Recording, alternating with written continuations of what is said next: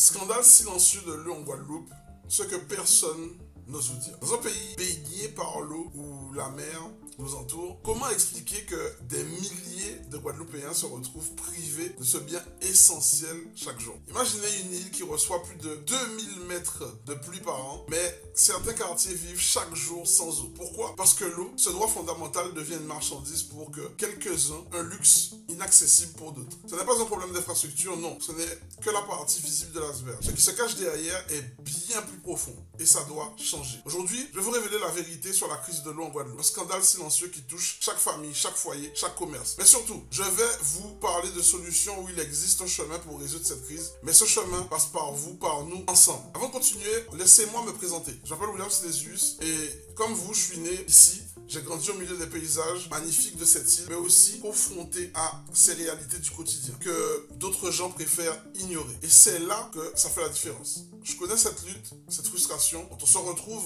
à chercher une goutte d'eau quand on en a besoin. Mais je ne veux pas qu'on se concentre sur cette détresse, mais plutôt sur l'espoir, car moi aussi, j'ai trouvé des solutions et ces solutions, je les partage avec vous. Restez bien avec moi jusqu'à la fin. Je vais vous montrer que ce n'est pas une fatalité. Ensemble, on peut changer les choses. Partie 1. L'eau qui coule, mais pas jusqu'à vous. La Guadeloupe est un joyau des Caraïbes. Il suffit de lever les yeux pour voir et admirer la beauté de l'île. Les montagnes majestueuses, la mer infinie et la nature généreuse. L'eau est partout. Elle est dans les rivières, dans les mers qui nous entourent et elle tombe du ciel presque tous les jours. Mais malheureusement, l'eau ne parvient pas toujours là où elle est censée aller. L'île reçoit des pluies abondantes chaque année. Et pourtant, des milliers de foyers sont privés d'eau régulièrement. Pourquoi? Bien que l'île ait une abondance naturelle d'eau, le système pour distribuer cette ressource vitale aux citoyens est vétuste, mais surtout mal entretenu et sous-dimensionné face à la croissance démographique de l'île. De nombreux quartiers, principalement en périphérie ou dans des zones rurales, souffrent de pannes d'eau récurrentes. Une famille peut se retrouver sans eau pendant plusieurs jours, parfois même une semaine entière. Pour beaucoup, ce n'est pas un événement exceptionnel, mais une situation qui se répète année après année. Imaginez ce quotidien, vous avez une réserve d'eau limitée, vous devez rationner,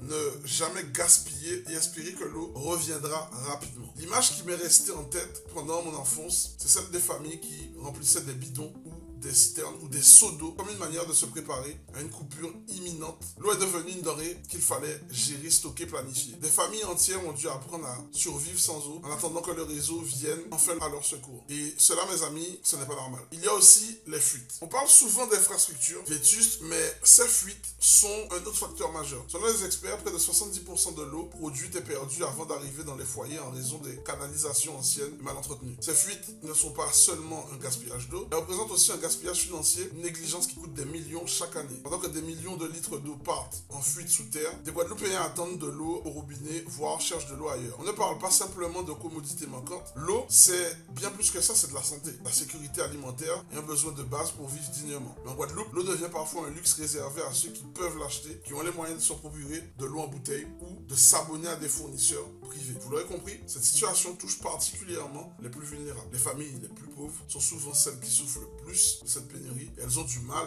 à accéder à ce qui devrait être un droit fondamental. Cette crise n'est pas qu'une question de chance ou de malchance. C'est avant tout une question de mauvaise gestion d'infrastructures obsolètes. SMGE-AG, syndicat mixte de gestion de l'eau et de l'assainissement de la Guadeloupe, qui a la charge de gérer l'eau, est souvent pointé du doigt pour son incapacité à maintenir le réseau et à investir dans des solutions à long terme. Le budget alloué à l'entretien du réseau est insuffisant et les réformes nécessaires longtemps retardées. Les autorités publiques ont tardé à agir et cela a créé un sentiment de frustration croissant parmi la population. Chaque année, de plus en plus de Guadeloupéens se retrouvent dans des situations où l'eau est interrompue pendant des jours et au bout du compte, il n'y a pas de solution long terme. Les efforts pour réparer ou remplacer les canalisations obsolètes n'ont pas été assez efficaces pour résoudre la crise. Pire, les investissements dans des infrastructures modernes de gestion de l'eau semblent être toujours reportés. La réponse à cette crise aujourd'hui semble toujours être une réaction ponctuelle, mais pas une réaction préventive. On répare un morceau de réseau, mais on ne pense pas à investir dans une vision à long terme qui inclut des alternatives comme la gestion participative, la technologie pour économiser l'eau et la création de systèmes alternatifs comme la récupération d'eau de pluie. Ces solutions existent, mais elles ne sont pas suffisamment mises en œuvre à grande échelle. Face à ce manque de réponse institutionnelle, certaines familles ont commencé à prendre des choses en main. Elles installent des réservoirs, récupèrent de l'eau de pluie et trouvent des solutions alternatives pour survivre. C'est une bonne chose, mais ce n'est pas suffisant. Cela ne doit pas être une solution de survie, mais une solution permanente accessible à tous. La situation est claire. L'eau est un droit, pas un luxe. Il Il est grand temps de mettre en place un système durable à la fois équitable et respectueux de notre environnement. Mais cela nécessite un changement radical dans la gestion des ressources et ce changement ne pourra se faire sans une prise de conscience collective et un engagement ferme des autorités et des citoyens. Nous avons les solutions pour sortir de cette crise, mais nous devons agir ensemble et surtout maintenant. Partie 2. Le marché noir de l'eau. En Guadeloupe, là où l'eau devrait être un bien accessible à tous, un marché parallèle a vu le jour exploitant la pénurie qui touche des milliers de foyers. Ce marché noir de l'eau, souvent invisible, est un scandale économique et social. Tandis que des familles se battent pour avoir accès à l'eau, d'autres, dans l'ombre, revendiquent à des prix exorbitants, profitant de la faillite du système public. Mais comment ce marché parallèle s'est-il développé? Et pourquoi les autorités semblent-elles fermer les yeux sur cette réalité qui dure depuis trop d'années? Ce qui semblait être une simple crise de l'eau est devenu un véritable commerce qui s'impose sans contrôle dans certains coins de l'île. Un prix de l'eau faramineux. Imaginez-vous que vous vivez dans une zone où l'eau ne coule plus. Vous êtes contraint de trouver des solutions alternatives et l'une des plus rapides consiste à acheter de l'eau. Mais ici, l'eau ne se vend pas à un prix raisonnable. Non, l'eau vous est vendue 30 à 40 fois plus cher que le tarif public. Un prix scandaleusement élevé puisque 100 € le mètre cube est courant dans ces réseaux parallèles. Des hôtels, des gîtes, des réseaux, mais aussi des commerces et des entreprises qui n'ont pas d'autre choix que de se tourner vers ce fournisseur illégaux. Ils payent des sommes considérables pour obtenir de l'eau. Par exemple, une facture de 6 000 € pour 60 mètres cubes d'eau, soit une valeur bien au-dessus des prix publics, deviennent l'ultime recours pour des établissements qui ne peuvent pas fonctionner sans cette ressource essentielle. C'est un marché lucratif, oui, mais aussi une injustice criante. Le prix payé pour l'eau devient une charge supplémentaire pour ces établissements qui, déjà fragilisés par les crises économiques, doivent maintenant faire face à un prix exorbitant pour ce qui devrait être une ressource gratuite et disponible pour tous. L'origine de l'eau vendue, un système public défaillant. Ce marché parallèle ne surgit pas de nulle part. Il est directement alimenté par l'incapacité du système public à répondre à la demande. Le SMGEAG, l'organisme censé gérer l'approvisionnement en eau en Guadeloupe, a échoué dans sa mission. Son réseau, souvent vétuste et mal entretenu, ne permet pas de satisfaire les besoins de l'ensemble de la population. Quand l'eau ne coule plus du robinet, il y a ceux qui ont des moyens de s'en procurer à prix d'or et ceux qui, simplement, n'ont aucune solution. Les entreprises qui profitent de cette situation n'ont aucune légitimité pour distribuer de l'eau. Elles ne sont ni enregistrées, ni autorisées par les autorités compétentes. Elles se servent directement sur le réseau d'eau public, parfois sans scrupule, pour revendre cette ressource au prix d'or. Elles ne sont soumises à aucune régulation et leur activité illégale échappe totalement au contrôle des autorités. Le flot autour de cette pratique illégale, ce qui est particulièrement choquant dans cette situation, c'est que ces pratiques sont connues de tous, mais restent ignorées ou tolérées par les autorités. Comment expliquer qu'un marché parallèle aussi gigantesque puisse exister sans que personne n'intervienne? Des fournisseurs d'eau illégaux se livrent à une activité parfaitement réglementée ailleurs, mais ici en Guadeloupe, tout semble se dérouler dans une zone grise sans aucune sanction. Les entreprises privées qui revendent de l'eau ne font pas qu'exploiter une faille dans un système public. Et le plus troublant dans cette histoire, c'est la complaisance apparente des autorités publiques qui ferment les yeux sur ce qui se passe. Les responsables, comme le président du SMGAG, admettent l'existence de ce marché parallèle, mais semblent impuissants ou réticents à prendre des mesures. Pourquoi? Il y a une véritable question de volonté politique et de responsabilité. Quand l'eau devient une ressource aussi précieuse et que les populations se battent pour l'avoir, les autorités devraient être les premiers à intervenir. Cependant, ce n'est pas le cas. Pourquoi ne pas contrôler ce marché, stopper ces entreprises illégales et rétablir un service public d'eau efficace? L'absence de régulation laisse les citoyens dans un vide juridique et une insécurité constante. Les bénéficiaires qui profitent de ce système, mais au-delà de la simple question de la gestion des ressources d'eau, une autre question doit être posée. Qui profite réellement de ce marché? Les fournisseurs illégaux? Bien sûr, mais pas seulement. Les acteurs privés se retrouvent dans une position de monopole telle que certains hôteliers ou restaurateurs deviennent les premiers bénéficiaires de cette situation. Ils ont les moyens de payer ces prix élevés et de continuer à fonctionner. Mais que dire des petites entreprises ou des commerçants locaux qui n'ont pas cette capacité et qui doivent se contenter de puiser dans des réservoirs ou attendre des jours sans eau? Et cela ne s'arrête pas là. Certains citoyens ordinaires, incapables de payer ces tarifs, se retrouvent à acheter de l'eau en bouteille, à faire des réserves précaires, jonglant avec des solutions de fortune pour survivre. Ce sont ces familles qui, souvent, se retrouvent en première ligne et qui paient le plus lourd tribut dans ce système. Ce marché de l'eau n'est pas seulement une question économique. Il est aussi une question sociale. Il accentue les inégalités entre ceux qui peuvent acheter de l'eau et ceux qui ne peuvent pas. Les plus vulnérables sont souvent les plus pauvres. Ils sont laissés en précarité totale, confrontés à des coupures qui deviennent une norme et qui n'ont pas les moyens de se tourner vers ces alternatives coûteuses. L'impact est aussi économique. Un modèle économique basé sur des pratiques illégales et l'exploitation de vulnérabilité sociale empêche le développement d'une économie locale solide. Les entreprises qui profitent de ce marché parallèle s'enrichissent sur le dos des citoyens tout en ne contribuant pas à l'économie de l'île d'une manière durable. Une solution à portée de main. Cette situation n'est plus tenable. Nous ne pouvons pas continuer à laisser les entreprises privées revendre de l'eau à des prix exorbitants alors que des millions de Guadeloupéens n'ont même pas accès à cette ressource fondamentale. Il est urgent de mettre en place une régulation stricte et de remettre le contrôle de l'eau entre les mains des autorités autorités publiques. Le marché noir de l'eau est une anomalie qui doit absolument disparaître et cela commence par une réforme dans la gestion des ressources naturelles, une gestion équitable, transparente et surtout durable. Mais avant tout, cela passe par une prise de conscience collective. L'eau ne doit jamais être un privilège, mais un droit pour tous. Parti-toi. Qui ferme les yeux? La crise de l'eau en Guadeloupe qui touche des milliers de foyers chaque année ne saurait être expliquée uniquement par des défaillances techniques ou des problèmes d'infrastructure. Si ces facteurs sont bien réels, la question de l'inaction des autorités publiques reste un des aspects des plus inquiétants et les plus problématiques de cette situation. Le plus frappant dans cette crise, ce n'est pas seulement la pénurie d'eau, mais le manque de régulation, le laisser-faire de ceux qui sont censés assurer l'approvisionnement de la population. Pourquoi les autorités ferment-elles les yeux sur le marché parallèle de l'eau? Pourquoi la régulation et les investissements dans les infrastructures semblent-ils se faire attendre indéfiniment? L'inaction des autorités publiques, tout d'abord, il est important de rappeler que la gestion de l'eau en Guadeloupe repose sur le syndicat mixte de gestion de l'eau et de l'assainissement de la Guadeloupe. Ce dernier est censé garantir l'approvisionnement en eau potable pour l'ensemble de l'île. Mais la réalité est bien différente. Les infrastructures vieillissantes, la dégradation du réseau, l'inefficacité de la gestion sont des problèmes récurrents. Pourtant, le SMGEAG semble souvent se contenter de solutions temporaires, sans véritable projet de modernisation du réseau ou de réforme des pratiques en matière de distribution d'eau. Pourquoi cette inaction systématique? Les réformes sont mises de côté, les réseaux défaillants sont réparés à moitié et les investissements nécessaires pour rendre le système périn sont toujours retardés. Au lieu de traiter le problème à la source et de mettre en place des solutions durables, les autorités semblent opter pour des mesures de court terme, ce qui aggrave encore la situation à long terme. Cette absence d'action décisive empêche l'île d'avancer vers un système de gestion de l'eau efficace. Pendant ce temps, les coupures se multiplient et l'inégalité d'accès à l'eau se creuse. Dans ce contexte, le rôle du SMGEAG et des autres autorités locales devient de plus en plus difficile à justifier. Pourquoi les autorités ne prennent-elles pas des mesures fortes et immédiates pour résoudre cette crise? La complicité tacite des autorités, la réalité du marché parallèle. L'élément le plus préoccupant dans cette histoire n'est pas seulement l'incapacité à réparer les infrastructures, mais bien le fait que certaines pratiques illégales prospèrent en toute impunité. Le marché noir de l'eau, qui se développe dans les zones où l'eau manque, fait l'objet de comptes rendus, d'enquêtes et de témoignages, mais semble systématiquement ignoré par les autorités. En Guadeloupe, certaines entreprises privées se sont spécialisées dans la revente d'eau, la récupérant illégalement à partir du réseau public pour la revendre à des prix exorbitants. Ces pratiques sont non seulement illégales, mais elles contribuent à accentuer les inégalités sociales et économiques. Un mètre cube d'eau peut se vendre à 100 €, soit 30 à 40 fois plus cher que le tarif public, mais ce ne sont pas lestés les autorités locales. Et ils continuent de prospérer grâce à l'absence de régulation. Se laisser faire des autorités soulève de nombreuses questions. Pourquoi ne mettent-elles pas en place un système de régulation plus strict? Pourquoi n'intervient-elle pas pour fermer ces circuits illégaux et garantir un accès à l'eau pour tous? Le phénomène est bien connu et pourtant il n'y a aucune action concrète. Les autorités qui devraient être les premiers à défendre l'intérêt public semblent, de manière délibérée ou par négligence, permettre à ce système de perdurer. Un manquement de volonté politique. Derrière l'inaction apparente des autorités se cache souvent un manque de volonté politique. La gestion de l'eau, tout comme celle d'autres ressources naturelles, nécessite des décisions courageuses, un engagement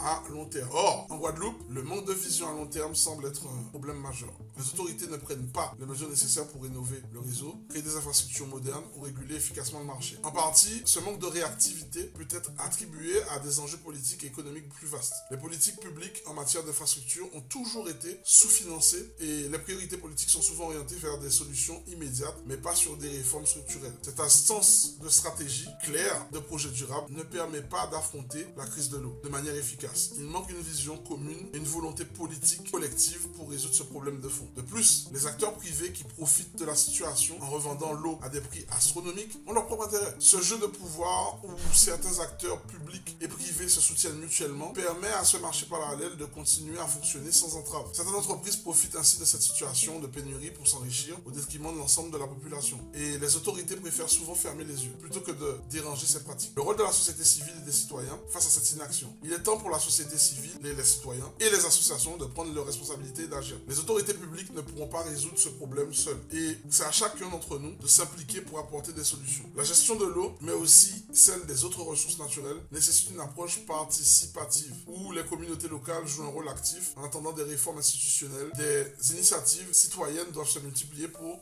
gérer l'eau de manière responsable et équitable. La gestion de l'eau en Guadeloupe doit être mise entre les mains des citoyens avec des solutions locales de gestion comme des systèmes de récupération d'eau de pluie, des réservoirs collectifs et des programmes de sensibilisation à l'économie de l'eau. Les associations locales peuvent également jouer un rôle crucial dans l'organisation de la gestion de l'eau, mais elles elles auront besoin des soutiens politiques et institutionnels pour que leur initiative ait un réel impact. Une responsabilité collective. Il est désormais évident que la crise de l'eau en Guadeloupe ne se résoudra pas uniquement par des mesures administratives ni par des décisions gouvernementales. Ce problème, aussi crucial soit-il, est d'abord une question de responsabilité collective. Les autorités, tout en devant assumer leur rôle de régulateur et de gestionnaire, doivent être accompagnées par une mobilisation citoyenne, une volonté politique pour établir une gestion de l'eau qui soit durable, équitable pour tous. La question est maintenant de savoir quand les autorités prendront enfin leurs responsabilités et mettront en place un vrai changement. Partie 4. Et si le vrai problème, il était plus profond. Nous venons de parler de l'eau, de l'infrastructure défaillante du marché parallèle qui prospère, mais et si tout cela n'était que la partie visible de l'iceberg? Et si le vrai problème ne résidait pas uniquement dans les canalisations qui fuient ou dans les entreprises privées qui exploitent cette crise pour leur propre profit? Si en réalité, le cœur du problème résidait dans notre modèle économique et notre manière de gérer nos ressources naturelles. Et si au fond, la crise de l'eau était un symptôme d'une maladie beaucoup plus profonde. En Guadeloupe, comme dans beaucoup d'autres territoires, nous faisons face à un modèle de développement qui repose sur des pratiques économiques anciennes et inefficaces. Un modèle où les ressources naturelles, comme l'eau, sont exploitées sans réelle gestion durable, sans vision long terme. Ce modèle repose sur une logique de rentabilité immédiate, une logique où l'on consomme aujourd'hui sans se soucier des conséquences de demain. Mais qu'est-ce que cela signifie vraiment? Eh bien, cela veut dire que nous avons négligé les bases même de notre économie locale. Au lieu de bâtir un modèle basé sur la durabilité et la résilience, on s'est contenté d'une croissance rapide à court terme, souvent au détriment de notre environnement et de nos ressources. Ce n'est pas qu'un problème d'eau, c'est un problème de modèle économique défaillant qui fragilise l'ensemble de notre société. Un modèle économique fondé sur l'exploitation des ressources. L'eau n'est pas la seule ressource mal gérée en Guadeloupe. Nous avons pendant longtemps privilégié un modèle de consommation immédiate où l'on exploite les ressources naturelles comme si elles étaient illimitées. Que ce soit l'agriculture, la gestion des forêts ou même l'énergie, l'exploitation à court terme a pris le dessus sur des pratiques de gestion durable. Le résultat, une surexploitation des ressources naturelles, une détérioration accélérée de nos écosystèmes et une perte de biodiversité qui affecte notre qualité de vie, ainsi que l'avenir de l'île. Mais pourquoi ce modèle perdure-t-il encore aujourd'hui? La réponse est simple. Il y a une absence de vision à long terme. Les décisions politiques sont sous-motivées par des enjeux immédiats, mais il est grand temps de se poser la question, est-ce que ce modèle va garantir notre avenir? Une vision long terme, un impératif. Il est donc urgent de repenser ce modèle. Ce n'est pas une utopie, c'est une nécessité pour les Antilles et pour ses habitants. Nous devons abandonner les pratiques d'exploitation court terme et investir dans des solutions durables qui prennent en compte non seulement des besoins immédiats, mais aussi les besoins de générations futures. Nous avons les solutions, mais il nous manque la volonté politique de les mettre en œuvre. Pensez-y. Pourquoi continuer à générer nos ressources comme si elles étaient inépuisables? Pourquoi ne pas investir dans des infrastructures modernes, des solutions d'énergie renouvelable, des systèmes de gestion de l'eau durable? Pourquoi ne pas opter pour une économie circulaire qui réduise les déchets et favorise la production locale? Il est grand temps de mettre en place une véritable stratégie pour la transition écologique et l'autonomie en Guadeloupe. La crise de l'eau est une opportunité pour nous, une occasion de réinventer notre manière de consommer, de produire surtout et de vivre ensemble. L'autonomie, la clé de la résilience. Une des solutions les plus puissantes face à cette crise est l'autonomie. Plutôt que de continuer à dépendre de l'extérieur, il est temps de revenir à l'essentiel et de miser sur notre propre ressource. L'autonomie alimentaire, énergétique et surtout en eau peut devenir un véritable levier pour redonner de la puissance économique et politique aux Antilles. Cela passe par l'agriculture durable, l'investissement dans les énergies renouvelables, mais surtout par l'autogestion des ressources naturelles telles que l'eau. Le développement des systèmes de récupération d'eau de pluie à grande échelle, par exemple, peut non seulement alléger le réseau de distribution, mais aussi créer une forme d'indépendance pour chaque foyer. Changer le modèle pour une économie plus équitable. Et l'autonomie ne se limite pas seulement à l'individu. Elle doit aussi être intégrée dans un modèle économique local où la solidarité et la coopération sont des piliers d'une économie équitable. Il faut soutenir les initiatives locales, que ce soit en agriculture, en énergie ou en technologie propre pour bâtir une société où chacun a sa place et peut contribuer à l'effort collectif. Les jeunes sont en première ligne dans ce processus de changement. Ils sont les porteurs de nouvelles idées, d'un regard neuf sur les problématiques écologiques et les solutions adaptées aux besoins locaux. Nous devons leur offrir des outils et les ressources pour qu'ils puissent bâtir cet avenir durable. La société civile, moteur du changement. La société civile a également un rôle fondamental à jouer. Il est crucial que les citoyens, en particulier les jeunes générations, se mobilisent pour défendre, promouvoir des initiatives durables et solidaires. Le changement de mentalité est essentiel car l'individualisme